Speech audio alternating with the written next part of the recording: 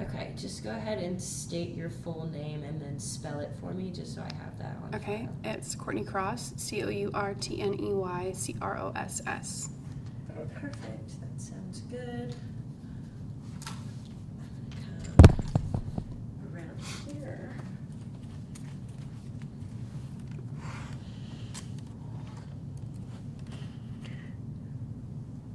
Okay, you still look good.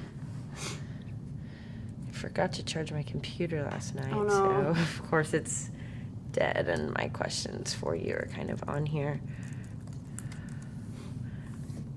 How long have you been working here at United Way? I started at United Way in February of 2016. Okay, so Almost 2 years. Mhm. Got it. I heard on the radio that they might have released some new data on school homelessness. Really? I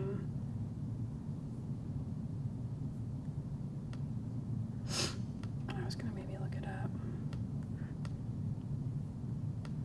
Oh man, okay. That's crazy. Yeah, whenever I first saw that, when I first saw the article in the Dallas Morning News, I was like, wow, like that's crazy. And then I was telling my mom about it, and she's a teacher, and she was like, even I didn't know that it was that high.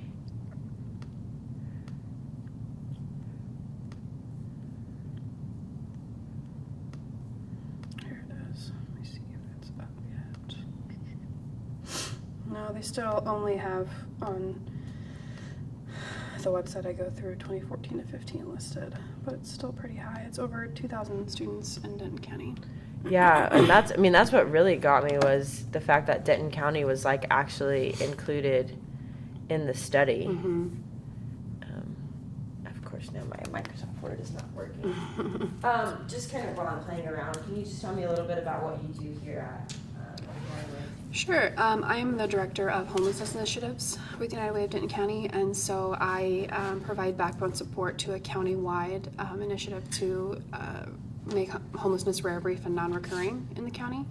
We do that through a few different ways. It's a 22 appointed member body, and that body is made up of elected officials, mayors, council people. We have a county commissioner, board members from homeless and housing service agencies, healthcare, higher education, and a few other entities are represented. And that group is informed by work groups that have set strategic goals, measurable goals to reach over the next 3 years that really center on improving our homelessness data management and increasing access to housing, so reducing barriers to housing.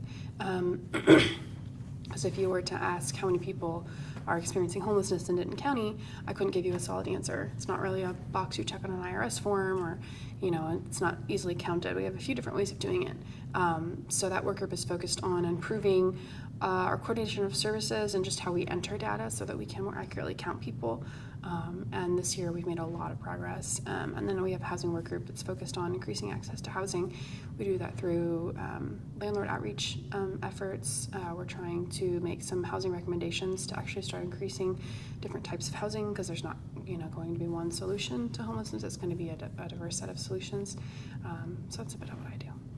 Got it. And around how many cases do you think you deal with, let's say like on a weekly basis, that involves like a single parent home that's struggling to take care of their kid or kids, or just kind of like the rate of incidents that you see that happening?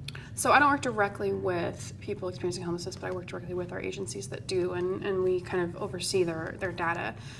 So I couldn't give you a definite number. I will say that that's often underreported. And even the numbers of people, students experiencing homelessness goes underreported as well, because families are worried of, losing their kids or things like that. And so I don't know that I could give you an exact number, but I will say that within Denton County, Sanger has the highest rate of single mother households with children under 18 living in poverty. So we see a lot of it. We see a lot from our providers throughout the county of moms coming in, and we do have a very small transitional housing program that we kind of plug those mothers into through the Wheeler House at Giving Hope Incorporated runs, and that helps a little bit. But we see a lot of the need. We see just a couple weeks ago I actually had, I'm about to sneeze, sorry. It's okay. Just a couple weeks ago I had a landlord actually reach out directly to me, which almost never happens, and say, I've got this mom, she's on a Section 8 housing choice voucher, and she's working 3 jobs, she's got 2 kids, and I really don't want to turn her out, but she's way behind on her rent. And so I was able to kind of convene some community resources from a few different areas to help her out, because a lot of the traditional grant funding that our agencies receive, she's not eligible for because she's already receiving a voucher. But this was a woman who, she moved from, East Texas, from a town that the crime rate was going up. Her boys are at the age where she didn't want them to fall into that, and so she made that conscious decision, I'm going to move, I'm going to get out of this. And she works really hard. But what we're seeing is she has some community college completed, but not all.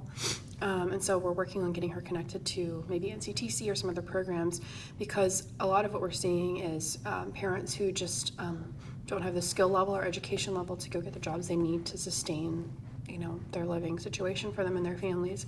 And that's something a lot of our nonprofits are feeling right now. Our county is projected to grow over 350% in the next 30 years to put us right behind Denton and Dallas and Tarrant counties. And we're going to have to accommodate for that. Right now, the skill levels of, a lot of our low-income families don't match up to what's going to be needed to really stay living in Denton County. So it's a crucial time for the nonprofit industry to really take into account that growth that's coming, and really take it upon ourselves to ensure that what we're doing and the assistance we're providing is not only helping a family in crisis, but it's equipping them to increase their income in a certain way, or increase their education level or skill level, so that they can stay here, so that the guy who owns the largest company in town can afford to live here, and so can the guy who hands him his Taco Bell out the window. It's not impossible, but it just takes work, and it takes proactive work. Got it. We're both kind of right. In that it's like it's still early. Just kind of going off of that, what would you say would be the best way to go about addressing homelessness, especially with children in schools? Like how, not only for you guys, but maybe for people in the community who are, uninformed about this huge number of people, and children in particular, that don't have homes? That's a good question. So I'll start by saying this. Every school district in the United States is required to have what's called a homeless liaison. It looks different in every district. In a lot of districts, like I said, numbers are underreported because maybe students or families are wary of reporting it, but also school districts are sometimes hesitant because it's a burden on them. If they find out one of their students is experiencing homelessness and they go live with their next of kin that's 2-3 towns over, it's still that school district's responsibility to make sure that kid goes to school every day and maintains that routine. So it's difficult. So I would say just increasing resources to local school districts, and educating the public, right? It's a balance of both. It's education and stigma, and it's money. It's really what it boils down to. The softy in me likes to harp on stigma and just how that really affects everything, and it really does. But then right behind it is the money factor. It's like a chicken and egg thing, right? But I think really to address this issue, it's going to take education of our general public, of our school systems, of our teachers. It's a burden for a teacher to find out their students not eating lunch, not eating dinner, not eating at home. It's a lot of pressure. And while they may have been taught how to do a lot of things and teach kids how to pass tests, they weren't taught how to be a social worker. And sometimes that's kind of the role that they fall into.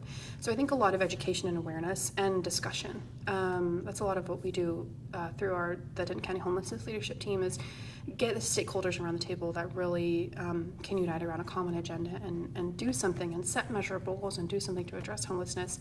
And I think with the school system, Some school districts are better than others. You know, they really do engage their teachers in feedback and things of that sort to see where the resources are lacking.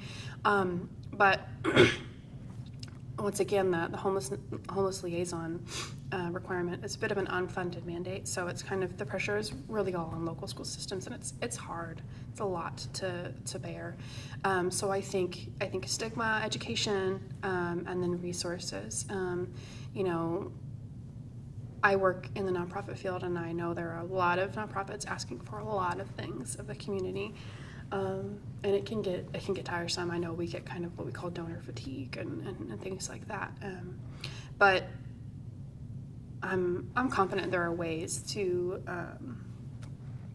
funnel resources into, you know, these school systems in a way that will really not replace or, you know, or start anything new, but really complement what's already there to increase capacity of our school systems.